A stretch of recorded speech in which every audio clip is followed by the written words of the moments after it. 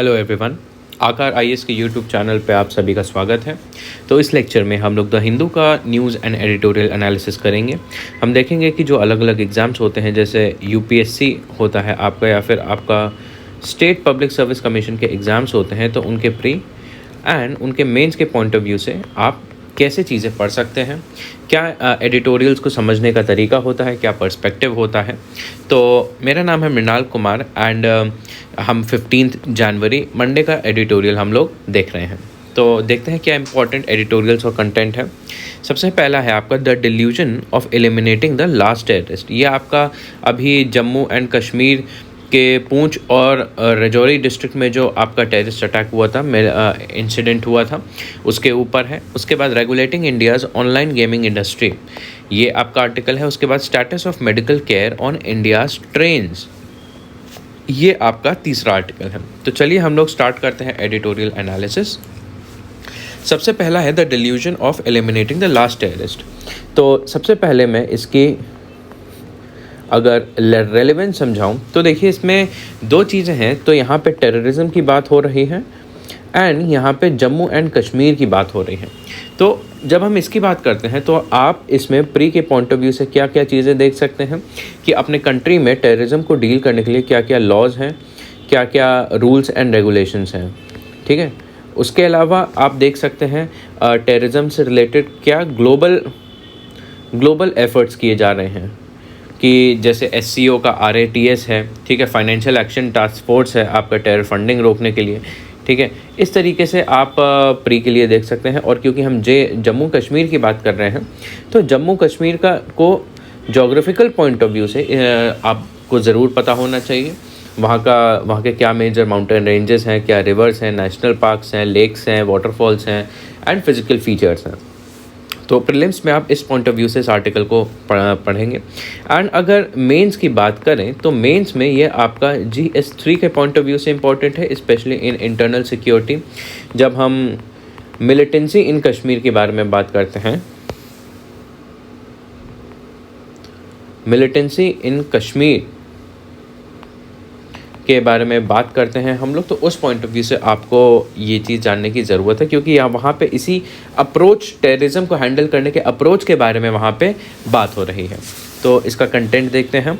तो ये बताया है कि अभी रिसेंटली न्यू ईयर के टाइम पे, आपका दिसंबर के एंड और जनवरी के शुरुआत के टाइम पे, वहाँ पे काफ़ी सारा एक्टिविटी चल रही है आपकी, specially in Rajouri Poonch districts और वहाँ की जो देरा की गली वाला जो रीजन है, वहाँ पे क्या हुआ था अभी रिसेंटली, 4 जवान जो थे वो मारे गए, वो शहीद हो गए एंड उनको टेररिस्ट्स ने एक टाइप से एम्बुश करके उन पे अटैक किया था।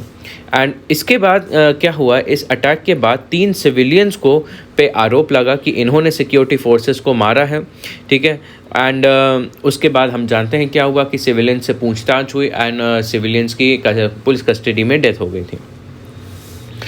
उसके बाद DGP police JK in his media briefing on the year's roundup touched upon the encouraging numbers of the terrorist killed। तो जब इस इंसिडेंट की बात हो रही है तो वहाँ पे देखिए, जब पूछा गया कि वहाँ पे क्या प्रोग्रेस चल रहा है, तो वहाँ पे किस पैरामीटर पे बताया जा रहा है कि क्या प्रोग्रेस चल रहा है, कि कितने नंबर ऑफ टेररिस्ट मारे गए। एंड जब वहाँ के पुलिस डिपार्टमेंट से पूछा गया तो उन्होंने बताया कि उन्होंने अभी पिछले कुछ समय में कितने सारे टेररिस्ट मारे इन नंबर्स। एंड यही एक पैरामीटर है जिसको सेंटर और यूनियन टेरिटरी अप्रिशिएट कर रही हैं। और at the same time there was a media report giving the nuances related to number of terrorists killed by paramilitary force in 2023 which was lower than the previous year and hence a cause of concern। and अभी recently आपकी कुछ media reports आई, ठीक है, 2023 में, कि हर साल कितने paramilitary forces ने कितने आतंकवादियों को मार गिराया। और 2023 की ये संख्या के बारे में अगर बात करें तो ये जो नंबर भी है, नंबर भी धीरे धीरे कम होता जा रहा है। एंड जब इस चीज़ के बारे में, सिक्योरिटी सिचुएशन के बारे में जब वहाँ पे रिव्यू होता है यूनियन टेरिटरी में, तो वहाँ के होम मिनिस्टर भी वहाँ पे सलाह देते हैं और एम्फसाइज करते हैं सिक्योरिटी फोर्सेस को क्या करना चाहिए वहाँ पे डील करने के लिए। जो टेरर इंफ्रास्ट्रक्चर है उसको ख़त्म करना चाहिए। तो कहीं ना कहीं यहाँ पे हम देख रहे हैं कि टेररिज्म से डील करने के लिए एक बहुत ज़्यादा कोअर्सिव अप्रोच फॉलो हो रही है, बहुत ज़्यादा ऑफेंसिव और हॉस्टाइल अप्रोच फॉलो हो रही है कि टेररिस्ट्स हैं उनको मार देना है, ठीक है, जो टेरर फंडिंग है उसे कैप्चर करना है और जो टेरर इंफ्रास्ट्रक्चर है उसे कम्प्लीटली डिस्ट्रॉय करना है। तो maximising the neutralisation of terror cadres, तो जितने भी टेररिस्ट से अटैक रिलेटेड चीज़ें हैं उनको पूरी तरीके से किसी भी तरीके से उनको हटाने की अप्रोच चल रही है वहाँ पे। तो यहाँ पे बताया है कि ये ऑब्सेशन है और फोकस जो है हमारा वो कहीं ना कहीं मिसप्लेस हो चुका है। While it cannot be denied that neutralising terrorist is one of the most crucial objective of the terrorist operations, security operations, it ought not to become the overriding factor specially in pretext of lower terror indices. कि हाँ, ये मानना important है कि terrorism को ख़त्म करने के लिए हमें सिक्योरिटी ऑप्शन और सिक्योरिटी ऑपरेशंस को यूज़ करके टेररिस्ट को मारना पड़ता है, उनको न्यूट्रलाइज करना पड़ता है, लेकिन टेररिज्म को ख़त्म करने के लिए यही एक नंबर 1 फैक्टर नहीं होता है। टेररिज्म को ख़त्म करने के लिए और भी बहुत सारी चीज़ें होती हैं जिनको अगर हम इम्प्लीमेंट करते हैं तब जाके टेररिज्म ख़त्म होता है। लेकिन यहाँ पे सिर्फ इसी चीज़ पे फोकस किया जा रहा है कि हम कितने सारे टेररिस्ट को मार रहे हैं। तो कहीं ना कहीं हमारा जो ऑब्सेशन है नंबर्स के साथ, कितने टेररिस्ट मारे गए हर साल, इसी बेसिस पे हम आंकलन करते हैं कि टेररिज्म कितना घट रहा है किस रीजन में, कितना नहीं। एंड ये जो अप्रोच है नंबर्स को फॉलो करने की, ये काफ़ी ज़्यादा डिबेटेबल है, इस पर काफ़ी ज़्यादा प्रश्न चिन्ह उठते हैं।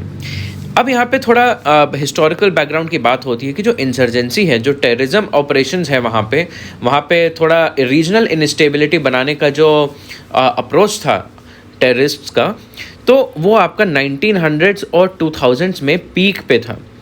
एंड यूनिफॉर्म सर्विसेज ने, जो अलग अलग आपकी आर्मी और पैरामिलिट्री और पुलिस फोर्सेस हैं, तो उन्होंने उनकी मेहनत से ये सिचुएशन जो है 2011 और 12 तक काफ़ी हद तक इम्प्रूव हो गई थी। एंड ये जो पूरा रीजन था जम्मू कश्मीर का, ये लगभग टेरर फ्री डिक्लेयर होने की कगार पे था।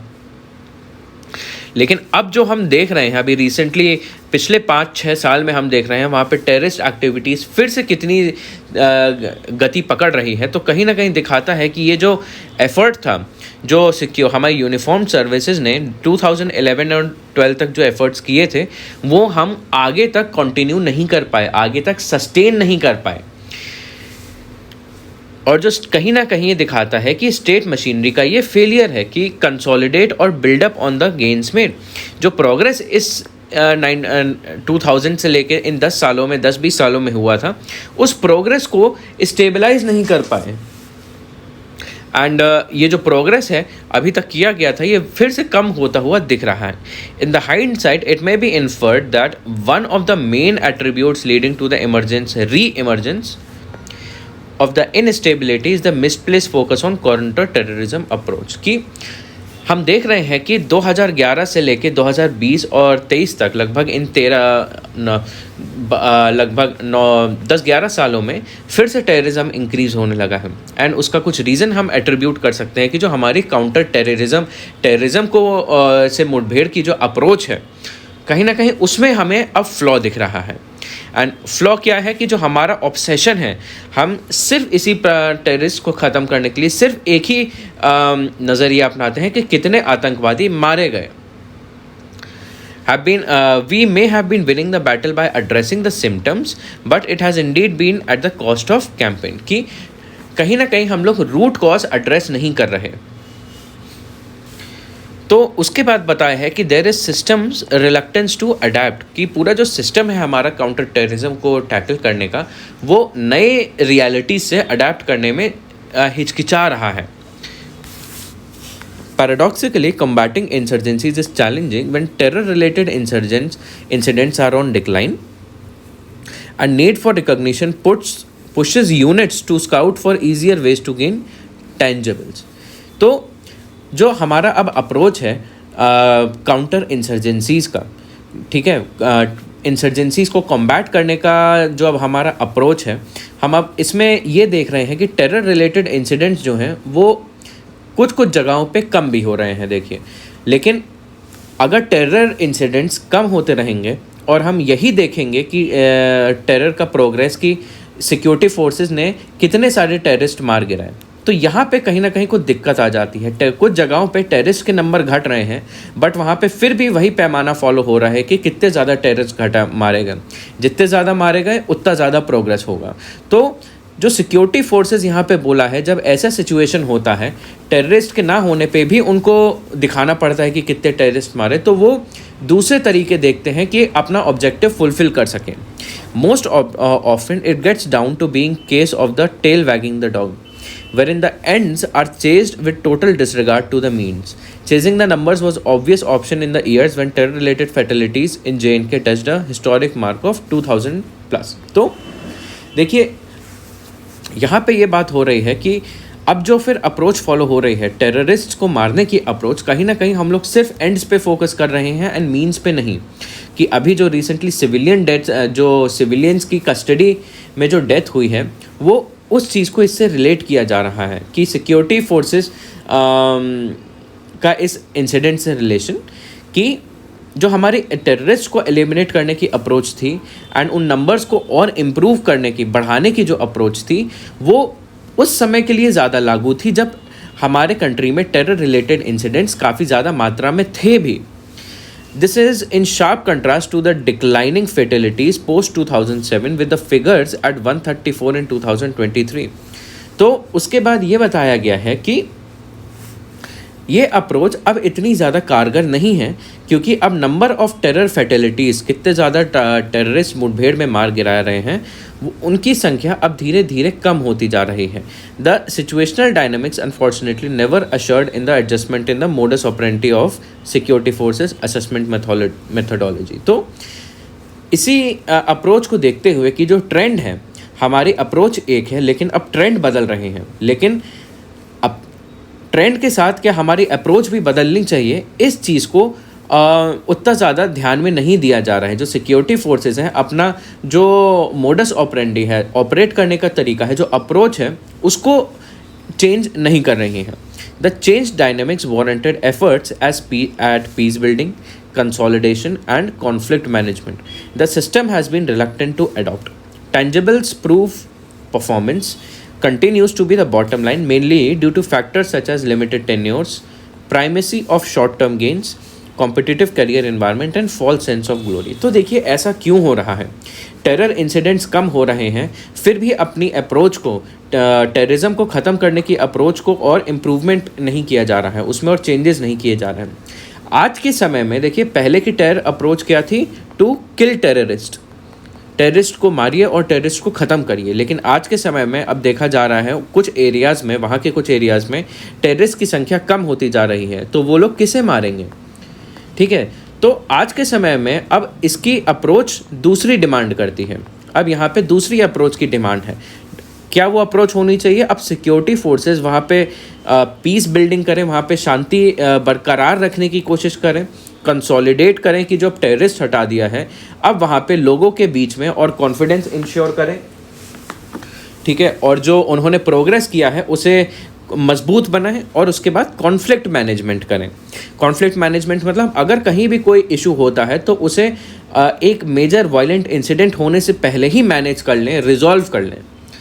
लेकिन ये अप्रोच फॉलो नहीं की जा रही है, इसमें काफ़ी ज़्यादा झिझक है। क्यों? क्योंकि अगर नंबर्स दिखेंगे हमें, तो नंबर्स जो है परफॉर्मेंस सीधे सीधे एक क्वांटिटेटिव पैरामीटर है इम्प्रूवमेंट का, ठीक है। तो इसे कहीं ना कहीं ज़्यादा फोकस किया जा रहा है, क्योंकि जो दिखता है उसी को लोग एक्सेप्ट करते हैं। तो इसीलिए ये बोला जा रहा है कि द टैंजिबल्स इम्प्रूव परफॉर्मेंस। एंड और भी रीजंस है कि जैसे नंबर्स के अप्रोच के आगे क्यों नहीं जाते, क्योंकि जो ऑफिसर्स होते हैं उनके लिमिटेड पोस्टिंग होती है वहाँ पे, एंड उसी पोस्टिंग में उन्हें दिखाना पड़ता है कि उन्होंने काम किया है। तो कैसे देखेगा काम किया है, इसी नंबर से कि उस ऑफिसर ने कितने सारे टेररिस्ट को मार गिराया, ठीक है। उनका टेन्योर जो होता है शॉर्ट होता है, ठीक है। तो उनकी अप्रोच भी होती है कम समय में हम जितना हो सके गेन कर लें। उसके अलावा जो करियर होता है उनका बहुत ज़्यादा कॉम्पिटिटिव होता है, एंड कहीं ना कहीं एक फॉल्स सेंस ऑफ ग्लोरी होती है कि सोसाइटी उन्हें रिवॉर्ड करती है, उन्हें बहुत हाई सेंस ऑफ रिस्पेक्ट से देखती है जिन्होंने टेररिस्ट को मार गिराया है। तो ये रीजंस होते हैं कि अभी भी हम लोग इस अप्रोच को फॉलो क्यों कर रहे हैं। As in classical teachings of the counter-insurgency, tactical level operations, duly backed by psychological operations, have to be people-centric. कि जो काउंटर इंसर्जेंसी के ट्रेडिशनल तरीके होते हैं, टेररिज्म को डील करने के ट्रेडिशनल तरीके होते हैं, वो ये होते हैं कि हम टैक्टिकल लेवल ऑपरेशंस करें, मतलब ऑपरेशंस को टेरर आउटफिट्स को सीधे जाके मिलिट्री के साथ डील करें, उनके साथ उनको एलिमिनेट करें, और साइकोलॉजिकल ऑपरेशंस मतलब थोड़ा डिप्लोमेटिक ऑपरेशंस हो गए, या फिर लोगों के बीच ऑपरेशंस हो गए कि लोगों को टेररिज्म से एलिएनेट करा जाए, और वो सारे प्रोग्राम्स पीपल सेंट्रिक हों। सिर्फ यही अप्रोच ना हो कि टेररिज्म को मारा जाए, लेकिन लोगों को भी एम्पावर किया जाए, लोगों को भी अवेयर किया जाए कि टेररिज्म की आइडियोलॉजी की तरफ ना लीन हो। Winning the hearts and the minds of the population has been the cliched but most overlooked dictum. A perseverance to address people's aspiration is most often sacrificed at the altar of performance incentive. कि जो strategy होती है winning the hearts and minds of people of the population, ये वाली जो strategy है ये सबसे ज़्यादा बोली तो जाती है लेकिन सबसे ज़्यादा कम implement करी जाती है। टेररिज्म को डील करने का सबसे ज़्यादा इफ़ेक्टिव तरीका आज के समय में है कि लोगों का दिल और दिमाग को जीता जाए। एक ऐसी टाइप के इस तरीके की अप्रोच फॉलो करें जहाँ पे वॉयलेंस ना हो, जहाँ पे डेवलपमेंट हो, लोगों का भरोसा जीता जाए, लोगों को ये एविडेंस प्रूव किया जाए कि टेररिज्म उनके लिए अच्छा नहीं है, जो एक्सट्रीमिस्ट ग्रुप्स हैं, इंसर्जेंट ग्रुप हैं, उनकी आइडियोलॉजी फॉलो करना अच्छा नहीं है, एंड सिक्योरिटी फोर्सेस खुद वहाँ पे जाके लोगों के बीच में डेवलपमेंट्स का एग्जाम्पल दें कि जैसे हेल्थ केयर फैसिलिटीज़ इंप्रूव हो गई, वहाँ पे लोकल गवर्नेंस इंप्रूव हो गई, वहाँ पे लोगों को एजुकेशन प्रोवाइड ज़्यादा अच्छा कर दिया, वहाँ पे इंफ्रास्ट्रक्चर डेवलप कर दिया, तो लोग अपने आप इंसर्जेंसी से हट के लोग कंट्री की तरफ अब थोड़ा और ध्यान देंगे। लेकिन जो लोगों की एस्पिरेशन है उसे नहीं देखा जाता है, जो परफॉर्मेंस के जो नंबर हैं उसको ही आज के समय में देखा जा रहा है। It is noteworthy that all the various agencies of the state involved in a conflict zone do formulate, execute people-centric policies. The cultural orientation of the same at executive level is missing. इसका मतलब यह है कि जो winning the hearts and mind of people, लोगों का दिल और दिमाग जीतने की जो स्ट्रैटेजी है, ऐसा नहीं है कि उसे बिल्कुल ही डिस्कार्ड कर दिया जा रहा है, साइड में कर दिया जा रहा है। कुछ स्टेट इसे फॉलो करते हैं, ऐसी पॉलिसीज़ बनाते हैं कि जो लोगों के बेनिफिट में हो, जो पब्लिक है उसके बेनिफिट में हो, एक कन्फ्रंटेशनल अप्रोच ना फॉलो करी जाए। लेकिन जब इस पॉलिसी को लागू किया जाता है आपके धरातली लेवल पे, तब उसका एग्जीक्यूशन जो होता है उनके कल्चरल ओरिएंटेशन के में नहीं होता है। कहीं ना कहीं लोग उनसे एग्जीक्यूट तो करते हैं वो पॉलिसीज़, लेकिन जो पब्लिक है उनसे कनेक्ट नहीं हो पाती, क्योंकि जो कल्चरल एस्पेक्ट है वो मिसिंग होता है। एंड जब ऐसा होता है, जब लोग सिक्योरिटी ऑफिसर्स जो होते हैं जब डेवलपमेंटल पॉलिसीज़ इंप्लीमेंट करते हैं लेकिन लोगों का कल्चर नहीं समझ पाते, तो एक गैप आ जाता है, एक डिस्कनेक्ट आ जाता है डेवलपमेंट में। और जब ऐसा होता है तो देखिए इसी तरीके की सिचुएशन होती है, इंसिडेंट होते हैं कि जैसे अभी 3 सिविलियंस की डेथ हो गई थी वहाँ पे। Also in several instances we have suffered an unavoidable loss of officers, jawans in an operational rush to acquire kills. The bad name cast a somber shadow on the hard-earned values, ethics and tradition of the security forces. कि कई incidences में इस approach को follow करके, जो killing वाली जो approach है, इसको फॉलो करके देखिए हमें भी काफ़ी सारा नुकसान हुआ है कि हमारे काफ़ी सारे अफसर जो हैं, काफ़ी सारे जवान हैं, वो भी शहीद हो गए हैं। एंड अगर हम सिर्फ मारने की ही अप्रोच फॉलो करते हैं तो इससे हमारे एथिक्स पे और हमारी जो अभी तक प्रोग्रेस किया है, हमने जो वैल्यूज़ अर्न करी हैं अपनी कंट्री में नॉन वायलेंस की और सिक्योरिटी फोर्सेस के अच्छे ट्रेडिशंस की जो वैल्यूज़ अर्न की हैं, कहीं ना कहीं वो कॉम्प्रोमाइज़ हो सकती हैं। और उसके बाद बताया है यहाँ पे पॉलिटिकल इश्यूज़ क्या हैं। देखिए, given a democratic setup the nation implies people, a security force of the nation must defend for its people and there dignity even at its own cost. कि देखिए जो हमारी कंट्री का पॉलिटिकल सेटअप है वो एक डेमोक्रेटिक सेटअप है, ठीक है। यहाँ पे पीपल, लोग जो होते हैं वही सेंट्रल होते हैं। एंड जो सिक्योरिटी फोर्स होती है, आर्मी, नेवी या एयरफोर्स होती है, उनका प्राइमरी ऑब्जेक्टिव यही है कि लोगों को सुरक्षा देना और लोगों की जो डिग्निटी है उसे सुरक्षा देना, कि भले ही उन्हें कीमत क्यों ना चुकानी पड़े जो सिक्योरिटी फोर्सेस होते हैं। The leadership is all about compensating any cost to the soldier, with the leader standing up to bridge the gap between the interest of people and soldiers. Ideally, there should be no contradiction between the requirement of the people and soldier who have to be commanded accordingly. ठीक है, उसके बाद बोला है clearly if people's acceptance is the end, then an oversight on the means provisioned by the soldiers is indispensable. कि अगर लोगों के द्वारा एक्सेप्टेंस जो है अगर हमारा एक एंड मोटिव बन जाए तो उसको करने का जो ज़रिया है वो ये है कि जो हमारे सोल्जर्स काम कर रहे हैं उस पर एक ओवरसाइट रखा जाए। तो ये अचीव करने का, लोगों के एक्सेप्टेंस एक्वायर करने का तरीका ये है कि जो सोल्जर्स हमारे जो काम कर रहे हैं, जो ड्यूटी दे रहे हैं, उन पे ओवरसाइट रखने के लिए रखना चाहिए हमें। वो नॉन नेगोशिएबल है, इंडिस्पेंसेबल है, क्योंकि अगर कोई लैप्स होता है तो वो ऐसे तरीके के लैप्स जो हैं उनको करेक्ट कर लिया जा सकता है। और आखिरी में बोला है the security forces have the task of managing the conflict and handling over a stable situation to the government machinery for due political process with enhanced participation stakeholding of the people. Many a time the security forces have been successful in doing that only to be met with the unprepared and reluctant political initiative. कि security forces का देखिए काम क्या होता है, किसी भी conflict को मैनेज करना। कॉन्फ्लिक्ट को मैनेज करने के बाद जब सिचुएशन स्टेबलाइज हो जाए तब उस रीजन को गवर्नमेंट को हैंड ओवर कर देना, और वहाँ पे जो पॉलिटिकल प्रोसेस होते हैं, डेमोक्रेटिक प्रोसेस होते हैं, रिप्रेजेंटेशंस होती हैं, वो अपना ड्यू कोर्स ले लें ताकि लोगों का पार्टिसिपेशन बढ़ सके, बाकी जो स्टेक होल्डर्स हैं वो पार्टिसिपेट कर पाएँ।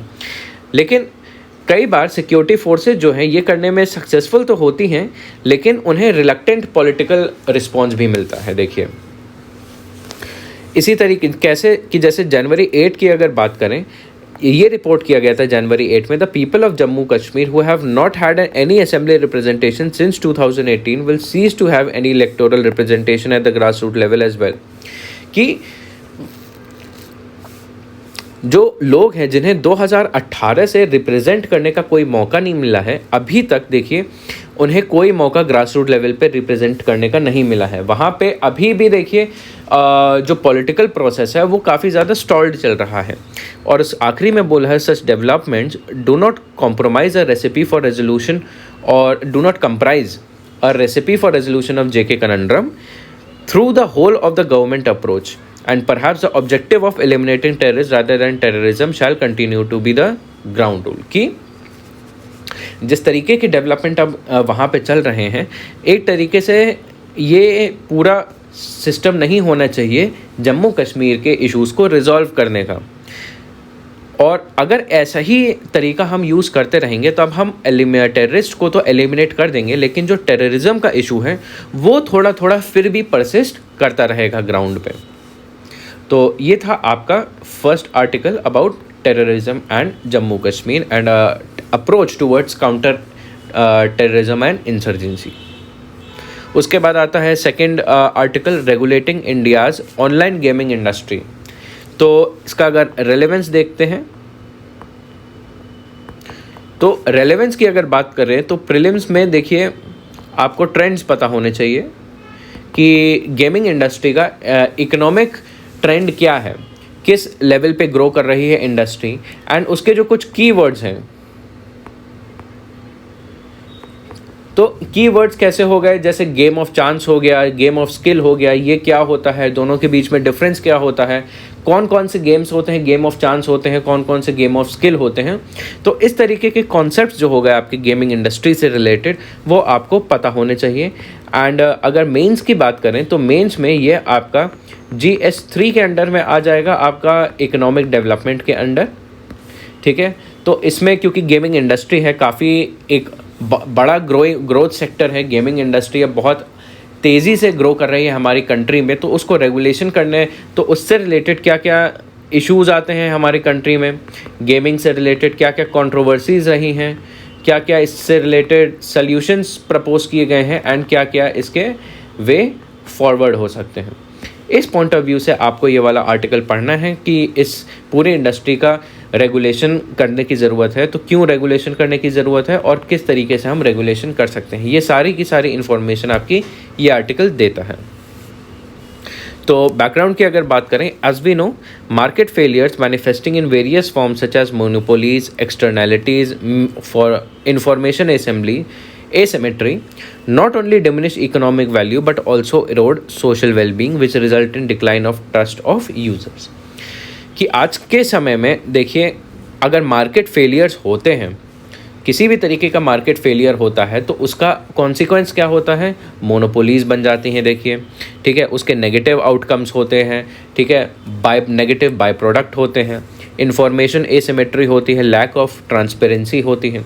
तो इन सब की वजह से फिर क्या इंटर्न होता है कि हमारी इकोनॉमिक वैल्यू कम होती है, हमारी जीडीपी ग्रोथ कम हो जाता है, हमारा रेवेन्यू कम हो जाता है, एंड कहीं ना कहीं इसका सोसाइटल वेलबींग पे भी काफ़ी ज़्यादा फ़र्क पड़ता है। जैसे इनइक्वालिटी बढ़ने लगती है, ठीक है, इनइक्विटेबल एक्सेस बढ़ने लगता है, रिसोर्स शेयरिंग जो है कम होने, ख़राब होने लगती है, स्क्यूड होने लगती है, और इससे इन दी एंड क्या होता है, जो लोग हैं उनका भरोसा कम होने लगता है।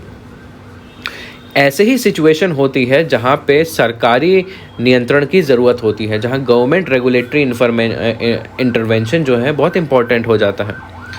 तो कितना एडिक्वेट होना चाहिए, देखिए एक क्राइटेरिया है उसका, कितना गवर्नमेंट रेगुलेट करना चाहिए।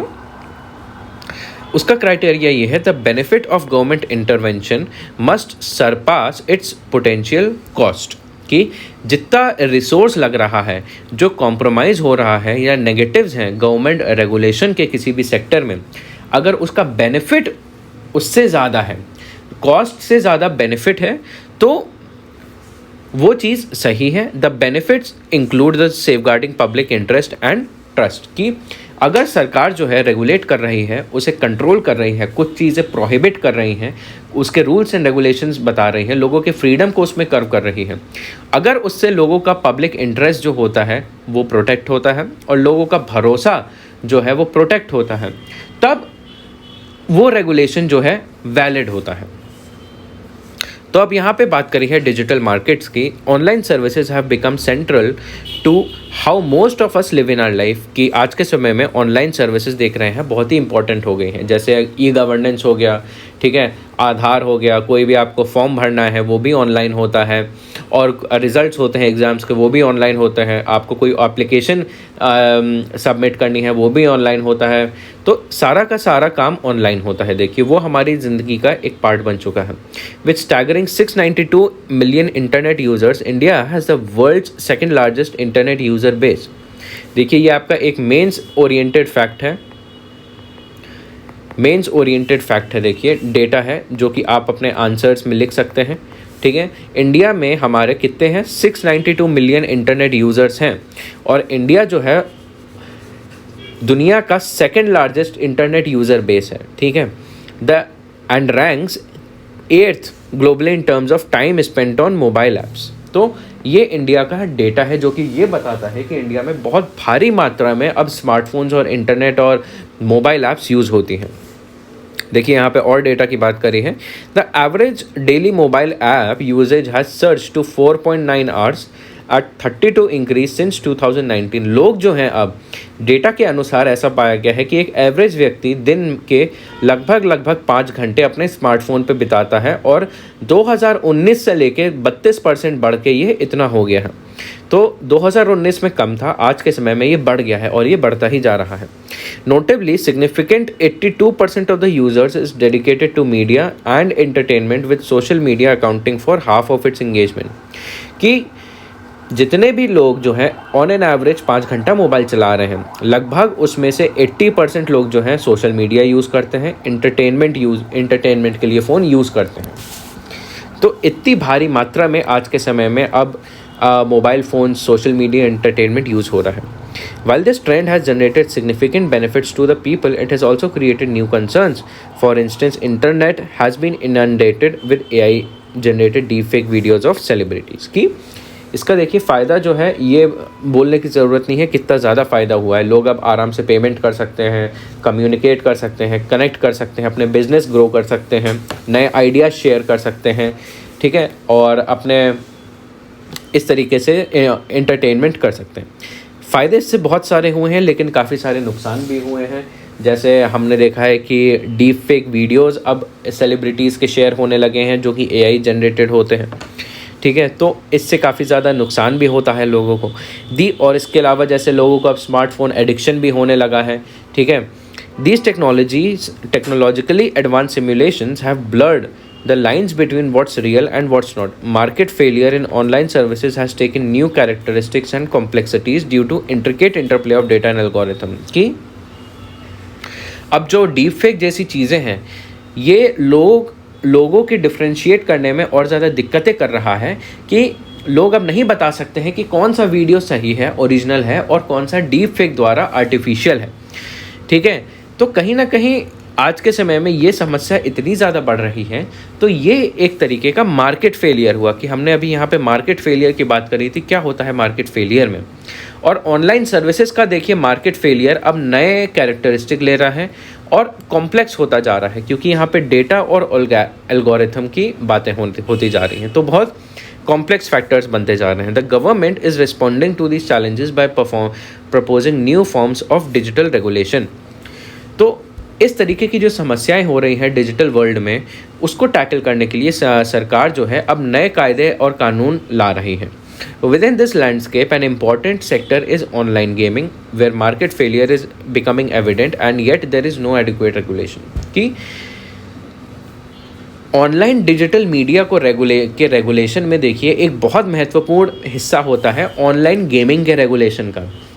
आज के समय में ऑनलाइन गेमिंग के रेगुलेशन में भी धीरे धीरे हम देख रहे हैं कि मार्केट फेलियर होता जा रहा है, और इसलिए होता जा रहा है क्योंकि अभी तक ऑनलाइन गेम्स को रेगुलेट करने के लिए हमारे पास कोई भी सरकारी कानून नहीं है। तो देखिए यहाँ पे थोड़ा डेटा दिया है ऑनलाइन गेमिंग इंडस्ट्री के बारे में। तो online gaming industry in India is predominantly home grown startup ecosystem growing at 27% compound annual growth rate. हमारे कंट्री में जो गेमिंग इंडस्ट्री है वो काफ़ी तेज़ी से बढ़ रही है, ग्रो हो रही है, ठीक है। इसमें काफ़ी ज़्यादा फाइनेंशियल इन्फ्लो हो रहा है, और ये पूरी इंडस्ट्री आपका हर साल लगभग 27% की ग्रोथ से बढ़ रही है। It is widely estimated that AI and online gaming can add up to 300 billion to India GDP by 2026 to 27 की आर्टिफिशियल इंटेलिजेंस और ऑनलाइन गेमिंग इंडस्ट्री अब इतनी तेज़ी से बढ़ रही है कि ऐसा माना जा रहा है 2026 से 27 के बीच में सिर्फ ये दोनों इंडस्ट्रीज़ इंडिया के GDP में लगभग 300 बिलियन ऐड कर देगी, ठीक है। But with great leaps come inherent pitfall, कि इतना तो हम प्रोग्रेस कर लेंगे लेकिन इसके साथ कुछ नेगेटिव ड्रॉबैक्स भी अटैच्ड हैं, ठीक है, कि जैसे कंसर्न्स सच एज इससे इसकी लत लग जाती है, एडिक्शन होता है, इससे मानसिक समस्याएं आने लगती हैं, मेंटल इलनेस, लोग सुसाइड करने लगते हैं अलग अलग रीजंस की वजह से, लोगों का फाइनेंशियल फ्रॉड होता है, लोगों के पैसे चले जाते हैं, लोगों का पर्सनल डेटा जो होता है वो लूज़ हो जाता है, और लोगों का डेटा सिक्योरिटी कंसर्न हो जाता है। एंड इसके अलावा जैसे ऑनलाइन गेमिंग के माध्यम से कई सारे लोग मनी लॉन्ड्रिंग करते हैं, और इसमें देखा गया है टेररिस्ट एक्टिविटीज़ या ऑर्गेनाइज्ड क्राइम नेटवर्क्स भी इनमें ऑपरेट करते हैं, तो नेशनल सिक्योरिटी कंसर्न्स भी आ जाते हैं। तो इतनी सारी समस्याएं देखिए अटैच्ड हैं हमारे ऑनलाइन गेमिंग वाले इश्यूज़ से, तो बहुत इंपॉर्टेंट हो जाता है कि अब हम इसे रेगुलेट करना शुरू करें। The situation is further exacerbated by the growth of illegal offshore gambling and betting markets where the volume of digital transaction provides fertile ground for financial malpractices. की ऑनलाइन गेमिंग की देखिए अब बाहर क्या हो रहा है, गैम्बलिंग जो है इंडिया के बाहर जो है गैम्बलिंग और बेटिंग मार्केट जो है बहुत ज़्यादा एक्सपैंड कर रहा है, एंड वो ऑनलाइन गेमिंग से जुड़ा हुआ है, एंड वहाँ पे इतनी भारी मात्रा में, इतने बड़े मात्रा में फाइनेंशियल ट्रांजैक्शन होते हैं कि वहाँ पे बहुत स्कोप होता है कि वहाँ पे कुछ ना कुछ इलीगल प्रैक्टिसेस करी जा सकें। उसके बाद बोला है these are symptomatic of a larger problem of market failure arising primarily or insufficient regulation. की जो समस्याएं अब ये अटैच हैं ऑनलाइन गेमिंग की इंडिया में, ये इसीलिए हैं क्योंकि कहीं ना कहीं हमारे ऑनलाइन गेमिंग में रेगुलेशन नहीं है, उस पर कोई नियंत्रण नहीं है। एंड इसकी वजह से क्या हो रहा है, एक मार्केट फेलियर हो रहा है। कि यहाँ पे एक एग्जांपल दिया है, अगर हम offshore betting and gambling market का देखें, no mechanism exist for individual to differentiate between legitimate gaming platform and illegal gaming betting sites. की एक एग्जांपल देखिए कैसे बताता है कि कोई नियंत्रण नहीं है कि कौन सा गैम्बलिंग और बेटिंग वेबसाइट लीगल है और कौन सी गैम्बलिंग वेबसाइट इलीगल है। इसको इन दोनों के बीच में फ़र्क करने के लिए हमारे पास कोई कानून नहीं है। कोई भी आज के समय में ऑनलाइन और गैम्बलिंग वेबसाइट खोल सकता है और उस पर ढेर सारा अपना पैसा कमा सकता है, और कई सारे ऐसे हैं जो लोगों का पैसा लूटते भी हैं। तो उससे डील करने का कोई तरीका नहीं है। Absence of specialised regulatory authority enforcement is lacking, as a result illegal operators is multiplying by the day. कि कोई कंट्रोल नहीं है हमारी कंट्री में, इसका फ़ायदा उठाते हुए काफ़ी लोग अब इलीगल तरीके से ये गैम्बलिंग और बेटिंग वेबसाइट अब चला रहे हैं, जहाँ पे लोग सट्टा लगाते हैं basically. The illegal offshore gambling and betting market receives 100 billion per annum in the deposit from India, registered a growth rate of 20% in past 3 years। कि ये जो पूरी इंडस्ट्री है कि इलीगल ऑफशोर इंडिया के बाहर की जो गैम्बलिंग और बेटिंग इंडस्ट्री है, उसको इंडिया से $100 बिलियन हर साल रिसीव होते हैं। एंड जो इलीगल इंडस्ट्री है ये भी लगभग हर साल 20% के दर से बढ़ रही है। तो मतलब बहुत तेज़ी से इसमें ग्रोथ हो रहा है। Besides causing user harm, the clandestine and untraceable operations of these platforms are causing significant losses to the exchequer. Estimates indicate that India loses 45 billion per annum in taxation due to operation in illegal offshore market। की जो illegal तरीके के markets होते हैं, gaming platform, betting, gambling India के बाहर होती है, तो उससे इंडिया को भी बहुत ज़्यादा नुकसान होता है, क्योंकि वो एक तरीके से अनट्रेसेबल होते हैं। जो फाइनेंशियल फ्रॉड होता है वो ट्रेस नहीं हो पाते हैं वहाँ पे। दूसरी बात, इंडिया जो है जितना सारा पैसा इंडिया से बाहर जा रहा है, एक टाइप से इंडिया उसको टैक्स नहीं कर पा रहा है। टैक्सेशन में भी इंडिया जो है 45 बिलियन पर एनम के हिसाब से पैसा लूज़ कर रहा है। ठीक है, ये सारी समस्याएं हैं ऑनलाइन गैम्बलिंग को लेके। ठीक है, उसके बाद बोला है these challenges call for urgent need for robust regulation for the online gaming industry. तो ऐसे चैलेंजेस देखिए रिक्वायर करते हैं कि अब सरकार जो है ऑनलाइन गेमिंग, गैम्बलिंग और बेटिंग इंडस्ट्री को बहुत अच्छे से नियंत्रित करें। कुछ स्टेट गवर्नमेंट्स जो हैं उन्होंने इसको बैन करने की कोशिश करी है। कई स्टेट्स में जो है आपने देखा होगा अलग अलग क्रिकेट लीग वाली जो ऐप्स होती हैं, गेम्स होते हैं जिसमें पैसा लगाइए और आपको और पैसा मिलेगा, इस तरीके की वेबसाइट को कई राज्य सरकारों ने बैन कर रखा है। लेकिन जो इंटरनेट है देखिए वो किसी एक स्टेट में सीमित नहीं है, वो क्रॉस बॉर्डर है और इंटरनेशनल भी है। तो अगर एक स्टेट एक ऐसी वेबसाइट को बैन करता है तो उस वेबसाइट पे देखिए कोई फ़र्क नहीं पड़ेगा, क्योंकि फिर वो दूसरे स्टेट में जाके चला सकता है। और एक टाइप से इस तरीके की नेगेटिव एक्टिविटीज़ को कंट्रोल करने के का कोई भी अच्छा ज़रिया नहीं है, ऑलमोस्ट इम्पॉसिबल है। और अगर ऐसा होता है, कंट्रोल करने की कोशिश भी की जाती है, तो उसके कुछ नेगेटिव कॉन्सिक्वेंस भी होते हैं। देखिए कुछ ऐसे कॉन्सिक्वेंस होते हैं, अनचाहे कॉन्सिक्वेंस होते हैं, जैसे consequence of legitimate regulated platform being placed by unregulated and potentially harmful ones। तो अगर स्टेट गवर्नमेंट इस तरीके से रेगुलेट करने की कोशिश करता है, पहली बात तो उन बॉडीज़ को, ऑनलाइन गेमिंग प्लेटफॉर्म्स को कुछ फ़र्क नहीं पड़ता। दूसरी जगह जो लीगल हैं, जो लेजिटिमेट ऑनलाइन गेमिंग प्लेटफॉर्म्स हैं जिनके पास सरकारी लाइसेंस है, वो जो ऑपरेट कर रहे हैं वो भी बंद हो जाते हैं। तो जो सही तरीके से ऑपरेट कर रहा था उसको नुकसान होता है, और जो गलत तरीके से कर रहा था उसे कोई फ़र्क नहीं पड़ता। और इसी कॉन्टेक्स्ट में information and technology intermediary guideline digital media ethics code rules 2021 marked a commendable step towards oversight. तो अभी रिसेंटली ये जो आपका रूल्स आए हैं आपके आईटी एक्ट के अंतर्गत के रूल्स 2021 के अंतर्गत, यहाँ पे ऑनलाइन गेमिंग प्लेटफॉर्म्स को रेगुलेट करने की एक पहल की गई है। However the delayed notification of self regulatory bodies have stalled the progress. लेकिन फिर भी इस एक्ट में कुछ इश्यूज़ हैं कि सेल्फ रेगुलेशन बॉडीज़ का नोटिफिकेशन नहीं आया है। तो इसलिए इंडिया में लगभग 373 मिलियन गेमर्स हैं। तो उनको प्रोटेक्ट करने के लिए, उनके साथ कम से कम कोई नेगेटिव कॉन्सिक्वेंस ना हो, उसके लिए इस पूरे सेक्टर को बहुत कड़े रूप से नियंत्रित करने की ज़रूरत है। उसके बाद देखते हैं कि क्या ग्लोबल पर्सपेक्टिव है, क्या बाकी देशों में हो रहा है इस चीज़ से रिलेटेड। अगर यूनाइटेड किंगडम की बात करें, उनके पास एक सेंट्रलाइज्ड गवर्नमेंट रेगुलेटर है, उनकी सेंट्रल गवर्नमेंट ने ही एक रेगुलेटरी बॉडी इस्टेब्लिश कर दी है गेमिंग प्लेटफॉर्म्स को रेगुलेट करने की। To track the efficiency of the measures undertaken, the body publishes the quarterly effect of regulation in the sector. और यूके में एक सेंट्रलाइज्ड बॉडी है और लगभग साल में 4 बार रिपोर्ट एक पब्लिश करती है, ये दिखाने के लिए कि उस सेक्टर में क्या चीज़ें हो रही हैं।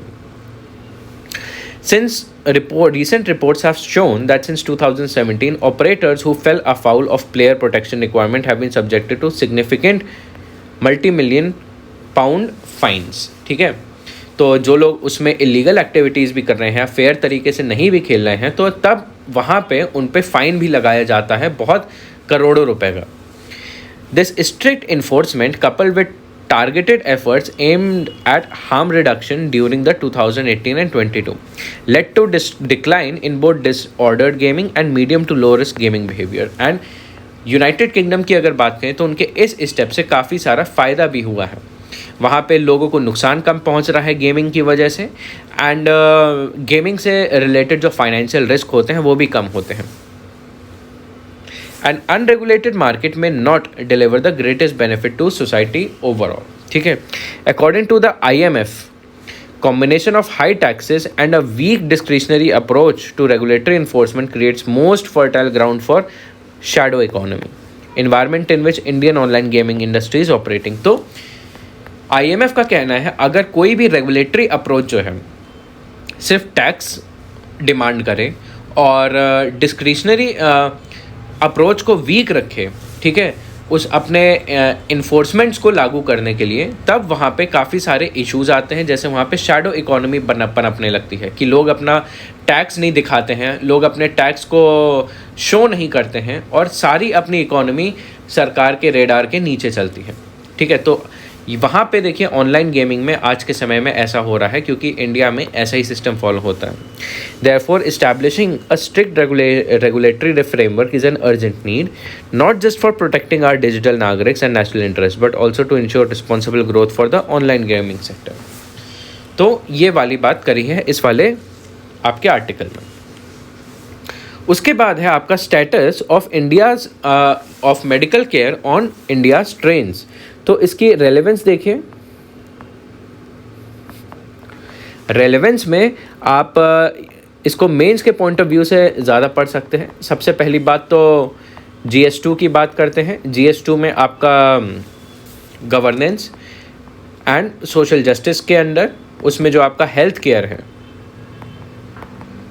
हेल्थ केयर सेक्टर, इसके क्या क्या पॉलिसीज़ हैं, क्या रेगुलेशन हैं, क्या स्कीम्स हैं, क्या ट्रेंड्स हैं, ये और GS3 के पॉइंट ऑफ व्यू से, क्योंकि यहाँ पे आपका इंफ्रास्ट्रक्चर डेवलपमेंट की बात करी जा रही है।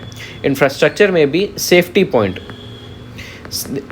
इस पॉइंट ऑफ व्यू से आप इस आर्टिकल को पढ़ सकते हैं। उसके अलावा देखिए ये वाला जो आर्टिकल है आपका हेल्थ एंड इंफ्रास्ट्रक्चर के टॉपिक्स को कंबाइन कर रहा है। तो इस तरीके की अप्रोच जो है आप अपने एस्से पेपर्स में भी यूज़ कर सकते हैं, जहां आपको हेल्थ केयर पॉलिसीज़ के ऊपर अगर एस्से लिखना हो या इंफ्रास्ट्रक्चरल सेफ्टी के ऊपर एस्से लिखना हो तो आप वहां पे इस टॉपिक में जो कंटेंट है उसको मेंशन कर सकते हैं। तो अभी हम अगर बैकग्राउंड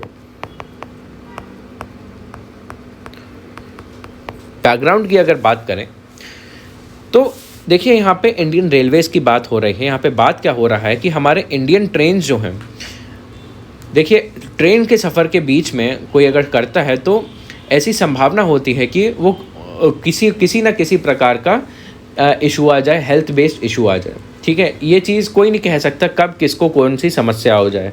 ठीक है, और हम देखते भी हैं कई बार ट्रेन्स में कि कुछ लोगों को चोट लग गई, कुछ लोग बेहोश हो गए, कुछ लोगों को हार्ट अटैक हो गया, किसी ना किसी तरीके की समस्या आ गई। तो ट्रेनों में ऐसी मेडिकल इमरजेंसीज़ को टैकल करने का क्या प्रावधान है, क्या स्टेटस है, क्या नहीं है, क्या इश्यूज़ हैं और क्या आगे हो सकता है, उन चीज़ों के बारे में ये आर्टिकल डिस्कस करता है। तो अब इंडियन रेलवेज़ की अगर बात करें, इंडियन रेलवेज़ जो है 2.3 करोड़ पैसेंजर्स डेली कैरी करता है, रफली twice the population of the state of Uttarakhand.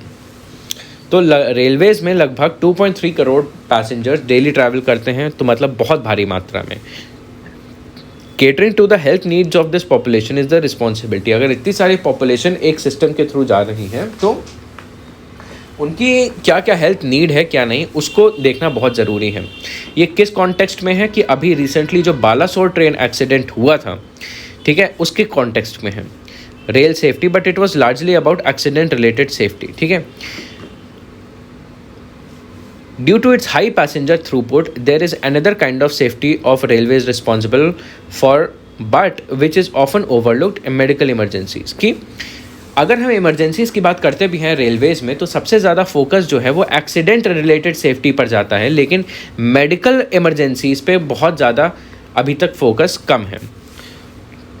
2017 की बात करी है, 1076 medical emergencies were reported at Katpadi junction railway station in Vellore, Tamil Nadu. Quarter of these emergencies were trauma related, and the remaining range from minor ailments like fever to life-threatening conditions like low blood sugar. Nearly one in every 10 emergency reported at the station emergency help desk operated by Christian Medical College Vellore required urgent life-saving intervention. एक example की यहाँ पे बात करिए कि 2017 में देखिए लगभग इतने संख्या में मेडिकल इमरजेंसीज इस जंक्शन रेलवे स्टेशन पे रिपोर्ट हुई, जिसमें मेडिकल इमरजेंसी जैसे ट्रॉमा रिलेटेड थी, लोगों को फीवर हो गया, लाइफ थ्रेटनिंग का जैसे ब्लड शुगर हो गया, लोग बेहोश हो गए, हार्ट अटैक्स हो गए, ठीक है। ऐसी तरीके की मेडिकल इमरजेंसी जिनमें इमीडिएट एक्शन की ज़रूरत थी। Non communicable disease like diabetes, hypertension are on the rise in India, ठीक है। In the last few years the number of deaths due to the heart attack has also been rising sharply. Is the railways prepared to handle medical emergencies that result. तो आज के समय में हम देख रहे हैं इंडिया में काफ़ी ज़्यादा डायबिटीज़ के इश्यूज़ हो रहे हैं, काफ़ी ज़्यादा हार्ट अटैक्स आ रहे हैं लोगों को। तो इतने सारे देखिए लगभग 2.3 करोड़ लोग जो है ट्रेनों में रोज़ सफ़र करते हैं, और इंडिया में ऐसे ट्रेंड्स जो हैं, हेल्थ इश्यूज़ जो हैं बढ़ रहे हैं। तो क्या रेलवेज़ तैयार है ऐसे इश्यूज़ को हैंडल करने के लिए?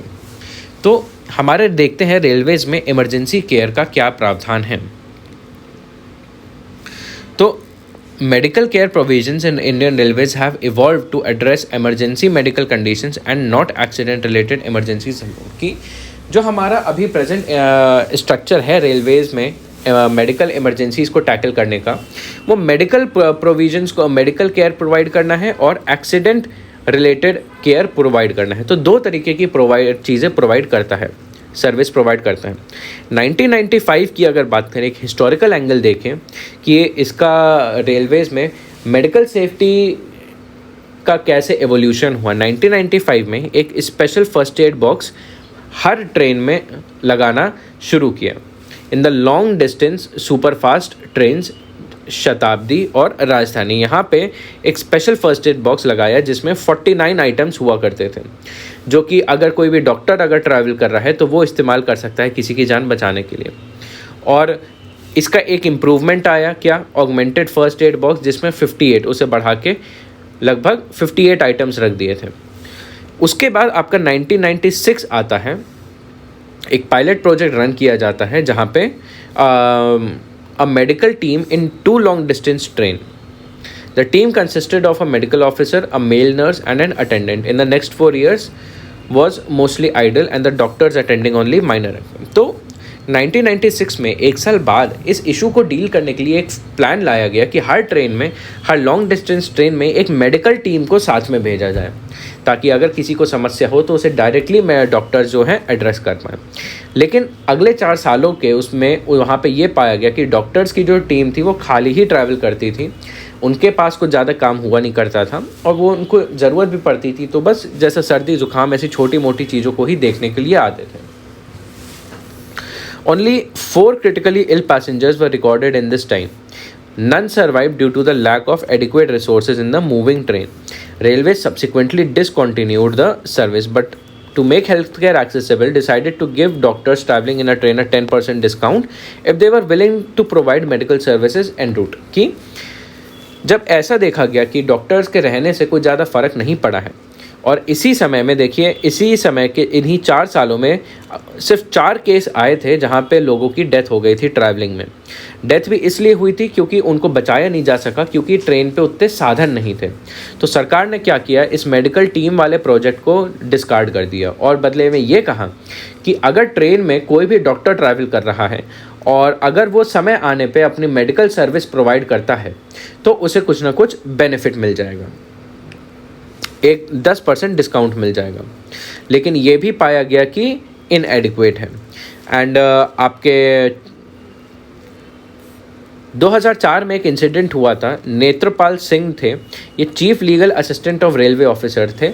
इनकी रेलवे ट्रेन में ही, आपकी एक ट्रेन में ही इनकी डेथ हो गई थी, ठीक है, हार्ट अटैक से। तो ये भी पाया गया कि ये वाला जो डॉक्टर्स को 10% डिस्काउंट करने वाला भी प्रोग्राम था, ये भी बहुत ज़्यादा कारगर नहीं है, क्योंकि इसके बाद भी वो नहीं बचा पा रहे थे। तो a petition filed in Rajasthan high court 1996 to improve the medical health care provisions gain momentum after mister Singh demise. तो जब उनकी डेथ हुई थी आपके 2004 में, तब उसके बाद राजस्थान हाई कोर्ट में इस चीज़ को लेके इशू चला कि रेलवेज़ में मेडिकल केयर के प्रोविजंस को इम्प्रूव किया जाए। एंड ऐसी सिचुएशन, ऐसे इश्यूज़ क्यों आ रहे थे कि लोग अभी तक ट्रेन्स में उनकी डेथ हो रही थी, वो इसलिए रीज़न पाया गया कि जो मेडिकल टीम थी उनका अंडर यूटिलाइजेशन हुआ था आपके पायलट फेज़ में। एंड लोगों में उनके प्रति कोई भी अवेयरनेस नहीं थी। तो कोर्ट ने रेलवेज़ को डायरेक्ट किया to reserve 4 berths in long distance train to provide medical care, to have a medical team in trains traveling more than 500 km. The court also directed the authorities to adequately advertise the presence of this medical facility.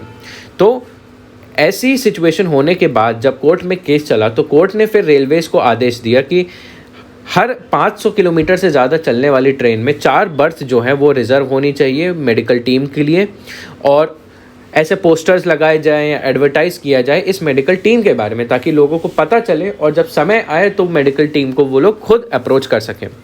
लेकिन Railways appealed this order in 2006. During the hearing, the Railways informed the Apex Court that a pilot initiative to have chemists stalls at the stations and a doctor in 9 selected stalls had failed. Similarly, it had reserved 2 berths for the medical care, but since critically ill patients had to be deboarded for care and project had a high cost. तो सरकार ने court को इस आदेश के ऊपर बताया कि इससे रिलेटेड कुछ एफर्ट्स कर चुकी है सरकार, और वो बहुत ज़्यादा इनएफिशिएंट थे, वो कारगर नहीं थे। उसके अलावा सरकार ने और भी एक्सपेरिमेंट्स किए बट वो कारगर नहीं थे। तो 2017 में सुप्रीम कोर्ट ने डायरेक्ट किया कि एक कमेटी सेटअप करी जाए एम्स के सारे एक्सपर्ट्स द्वारा कि इसमें और आगे हम क्या कर सकते हैं, कि कोई भी एफर्ट कर रही है रेलवे मेडिकल स्टेटस को इम्प्रूव करने के लिए, बट उसका फ़र्क नहीं पड़ रहा है। तो बेस्ड ऑन कमेटी के रिकमेंडेशंस, कमेटी बनी, उसने कुछ रिकमेंडेशंस दिए। Railways determined to modify the content of the first aid boxes and provide them at all railway stations and in all passenger carrying trains. Mandated the first aid training for the railway staff at the time of joining once in every 3 years. Recommended a review of service utilization every 3 years. तो उसकी जब committee की recommendation आई तो उनका ये था कि medical boxes को इम्प्रूव किया जाए, जो ट्रेनिंग स्टाफ, जो रेलवे स्टाफ है उसे फ़र्स्ट एड की ट्रेनिंग दी जाए, और क्या क्या जो संसाधन है मेडिकल स्टेटस से रिलेटेड उनका क्या यूटिलाइजेशन का स्टेटस है। तो ये चीज़ें होना शुरू हुई। तो अभी करंट स्टेटस देखें तो अभी का क्या स्टेटस है कि अभी 2018 में एक क्वेश्चन उठाया गया था रेलवे मिनिस्टर से कि replied that all recommendation of AIIMS expert committee had been implemented, कि उस कमेटी की इम्प्लीमेंटेशन का क्या स्टेटस है। तो सरकार ने बोला, रेलवे मिनिस्टर ने बोला कि एम्स वाली कमेटी ने जो भी रिकमेंडेशंस दिए थे सबको लागू कर लिया जा चुका है। लेकिन 2021 में railways also launch an integrated helpline number. तो रेलवेज 139 नंबर लाई ठीक है। इस पे क्या था कि रेलवेज़, कोई भी रेलवे को कॉल कर सकता था किसी भी तरीके की समस्या, और स्पेशली अगर किसी को मेडिकल असिस्टेंस चाहिए था। In February 2023, Ashwini Vaishnav, Union Minister of Railways, said that to Lok Sabha that deputing a doctor at Elvi railway station had been deemed unnecessary. Yet in December, he said all recommendations of the committee had been implemented. तो 2023 में railway minister ने ये बोला कि उस committee के recommendation तो हमने भले ही फुलफ़िल कर दी हैं सारी, लेकिन हम हर स्टेशन पे डॉक्टर नहीं रखेंगे, क्योंकि वो हम देख चुके हैं कि वो अननेसेसरी हैं। लेकिन अगर हम अभी भी ट्विटर पे या फिर एक्स पे के काफ़ी सारे पोस्ट पे देखें तो उस पर काफ़ी सारे रेलवे पैसेंजर के पोस्ट दिखेंगे कि ट्रेन की हेल्थ केयर सर्विसेज बहुत ज़्यादा पुअर हैं अभी भी। तो यहाँ पे एक एग्ज़ाम्पल दिया गया है कि पार्थ शर्मा एक न्यूज़ के ऑथर थे। जब वो ट्रैवल कर रहे थे दिल्ली से देहरादून वंदे भारत एक्सप्रेस पे, the train staff at one point asked if there was a doctor on board. तो वो उस टाइम पे कोई समस्या आ गई और रेलवे स्टाफ ने अनाउंस करा कि कोई डॉक्टर ट्रेन में ट्रैवल कर रहा है कि नहीं। तो पार्थ जो थे ये C1 कोच में गए और पाया कि एक 60 साल का व्यक्ति है, उन्हें हार्ट अटैक के इश्यूज़ आने लगे थे और उन्हें डायबिटीज़ की हिस्ट्री थी, हाइपरटेंशन और ऐसे पूरे सिम्टम्स थे। उन्होंने देखा कि उसको हार्ट अटैक आ रहा है एंड अगला स्टॉप जो था 30 मिनट दूर था और उन्हें इमीडिएटली फ़र्स्ट एड की ज़रूरत थी। लेकिन जब ट्रेन में उन्हें फ़र्स्ट एड प्रोवाइड करी गई तब उन्होंने देखा उस फर्स्ट एड में उतनी चीज़ें ही नहीं थी, इनएडिक्वेट थी वो फर्स्ट एड, कि उसमें ब्लड प्रेशर मॉनिटर नहीं था, ग्लूकोमीटर नहीं था, ठीक है। जो दवा एस्पिरिन वो थी भी, वो बस हफ्ता भर और होता तो वो एक्सपायर भी हो चुकी थी। लेकिन उस सिचुएशन में जो पार्थ थे उन्होंने पूरी कोशिश करी कि उन्हें बचाया जा सके।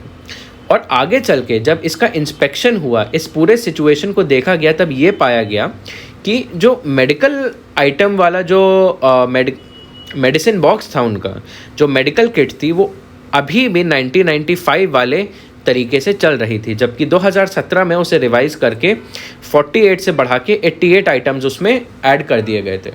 कहने का मतलब ये है कि अभी भी देखिए ये इश्यूज आ रहे हैं कि जो इवन द मेडिकल किट, जो बेसिक से बेसिक चीज़ है, वो भी अपडेट नहीं हो रही है। तो कैसे किसी मेडिकल ट्रेन में अच्छी मेडिकल केयर दी जा सकती है। आखिरी में बोला है कि आगे की क्या राह हो सकती है। Recent advancement in the point of care diagnostics have revolutionized healthcare। आजकल के समय में काफ़ी सारे टेक्नोलॉजीज़ आ रही हैं, मेडिकल डिवाइसेस में R&D हो रहा है। तो हम ये कर सकते हैं कि जो पोर्टेबल ECG डिवाइस होती हैं, ठीक है, और रैपिड डायग्नोस्टिक किट्स होती हैं जो जिससे आपके हार्ट अटैक्स को आइडेंटिफाई और ट्रीट किया जा सकता है, अब हम उन्हें ऐड कर सकते हैं। और इमीडिएट स्टेप के तौर पे रेलवेज़ ये कर सकती हैं कि जो मेडिकल किट है उसको 88 आइटम लिस्ट जो होती है उसकी 2017 के जो रेगुलेशंस है उसके हिसाब से वो वाली मेडिकल किट रखें, और पैसेंजर्स हैं वो भी इस चीज़ को लेके अवेयर हों, जागरूक हों। और उसके अलावा पीरियोडिक इंस्पेक्शन हो, बीच बीच में ट्रेन्स की इंस्पेक्शन हो देखने के लिए कि मेडिकल किट सही है कि नहीं, सारी चीज़ें उसमें हैं कि नहीं, सारे इक्विपमेंट्स, दवाएं जो है एक्सपायर तो नहीं हो रही, और उनकी जो क्वालिटी है, जो क्वालिटी ऑफ केयर है वो भी अच्छी है कि नहीं। और लास्टली रेलवे जो है एक ऐसा सिस्टम इंस्टॉल कर सकता है जिसमें सारा का सारा हेल्थ केयर डेटा जो है वो कैप्चर किया जा सके एंड उसको यूज़ करके एक और अच्छी पॉलिसी बनाई जा सके। तो ये था आपका लास्ट आर्टिकल। ये सारे इश्यूज़ रहे हैं हमारे रेलवे सेक्टर में मेडिकल केयर को लेके, एंड ये सारे उसके सल्यूशन हो सकते हैं। तो ये है आपका 15 जनवरी के editorials. So that was all for today. I hope आपको ये लेक्चर यूज़फुल लगा हो। अगर कोई भी क्वेश्चन हो या इशू हो आप कमेंट में पूछ सकते हैं। Till then see you in the next editorial.